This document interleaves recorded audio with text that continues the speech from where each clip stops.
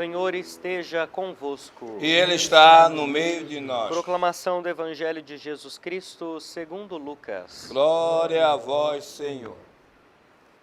Naquele tempo, grandes multidões acompanhavam Jesus.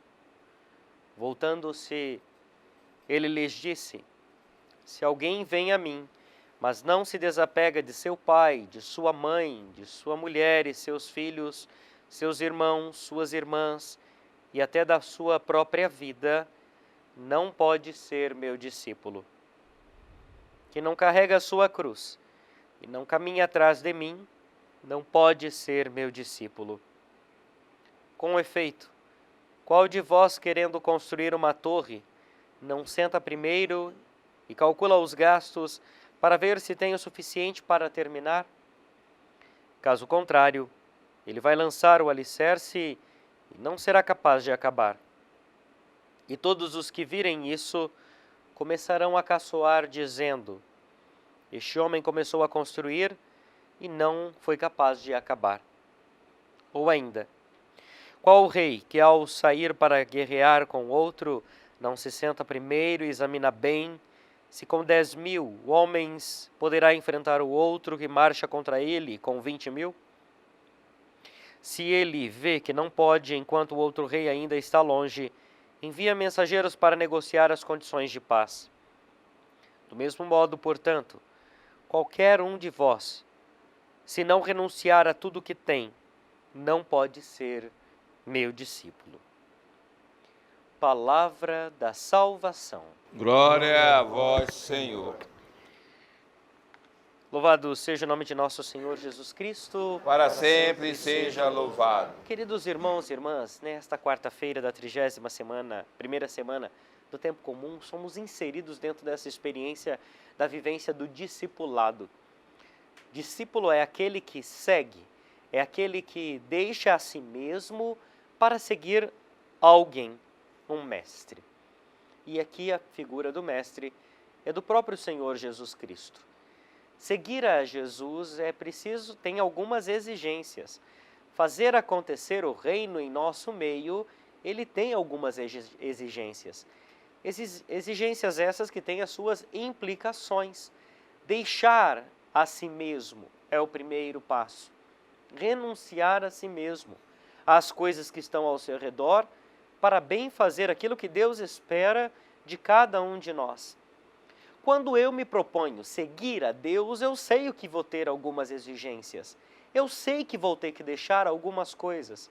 No entanto, no meio do caminho encontramos certas pessoas, ou até mesmo nós, queremos seguir a Deus, mas com as minhas exigências, com as minhas coisas, com as minhas próprias vontades.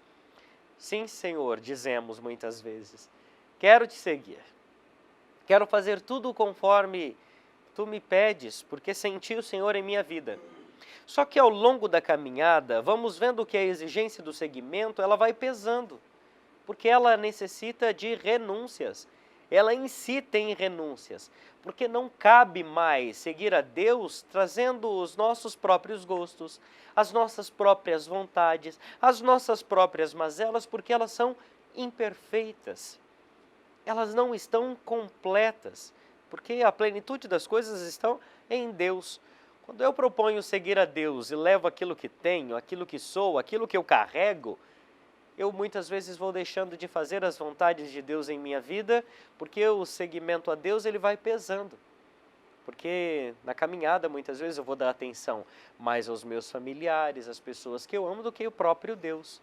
Seguir a Deus é preciso renunciar tudo, a começar por mim mesmo, pelas minhas próprias vontades. Santo Afonso Maria de Ligório nos ensina conformar a nossa vontade com a vontade de Deus. Que tudo aquilo que fizermos, agirmos no dia a dia, seja permeado pela vontade de Deus e não pelas nossas vontades. Mas, Padre, é muito difícil. E como vou saber isso? Desde o primeiro instante, se acordarmos e já nossas orações pessoais de manhã, já rezarmos, Senhor, o que vamos fazer juntos hoje? Tudo será permeado por Deus, pela vontade de Deus. Se nas situações do dia a dia, no meu confronto com o outro, nos meus relacionamentos comigo mesmo, eu pensar e rezar, Jesus, o que o Senhor faria em meu lugar? Tudo aquilo que começarmos a fazer será pela vontade de Deus e não pelas nossas. Vamos pensar e viver a partir daquilo que Jesus nos pede. Seguir os passos de Jesus não é fazer as mesmas coisas que Jesus fez, porque é só Jesus para fazer o que ele fez. Deus não anula a nossa identidade. Deus não anula o que nós somos. Cada um de nós é repleto de dons e bênçãos. Somos pessoas abençoadas. Esquecemos disso em meio aos enfrentamentos dia a dia, daquilo que temos e que somos, dos sofrimentos, das dores, das tempestades. Mas Deus está ali para reafirmar que nossa identidade ela precisa ser colocada em voga. Ela precisa ser colocada em prática. Porque com aquilo que tenho, com aquilo que sou, membros de um corpo maior, cada um de nós, com sua individualidade, com a forma que é, do jeito que é, vai contribuir melhor para o reino. Seguir os passos de Jesus é colocar o amor como fundamento principal, como ouvimos na primeira leitura no dia de hoje, que vai nos ensinar que o amor mútuo é a essência de tudo aquilo que devemos fazer em nossa vida. Quando eu retribuo o outro com aquilo que eu quero receber para mim mesmo, e quando eu amar o outro com o amor com que eu digo que amo a Deus, tudo será a partir da conformidade da vontade de Deus. Porque o amor vai ser a lei essencial, a primícia de todas as coisas que vamos agir. Na dificuldade, reze e ame. Na alegria, reze e ame. No dia a dia, nas conquistas, reze e ame. Agradeça. Agradeça sempre por tudo aquilo que Deus coloca em sua vida. Agradeça sempre a Deus pelos desafios, porque na dificuldade Deus nos torna mais fortes. Nos torna mais fortes para amar e para compreender aquilo que Ele quer e espera de cada um de nós. Às vezes não vamos compreender os desafios que vão estar na nossa vida, mas aquele desafio que eu estou passando naquele momento vai servir para o amanhã, quando eu passarei por desafios maiores e eu já serei preparado. Não dá para ser fortalecido se eu já não passei por algo na minha vida. Eu não crio resiliência. É como calo em nossas mãos.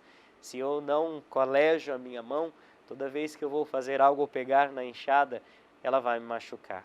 Mas se eu coloco a mão no arado e não olho para trás e olho para frente, que a minha meta é Jesus, que a minha meta é o amor, eu vou saber que no amor a Jesus, como Ele nos ensina, o amor a cada um de nós que leva à cruz, eu vou compreendendo as renúncias que eu devo fazer na minha vida para assumir aquilo que Ele nos pede.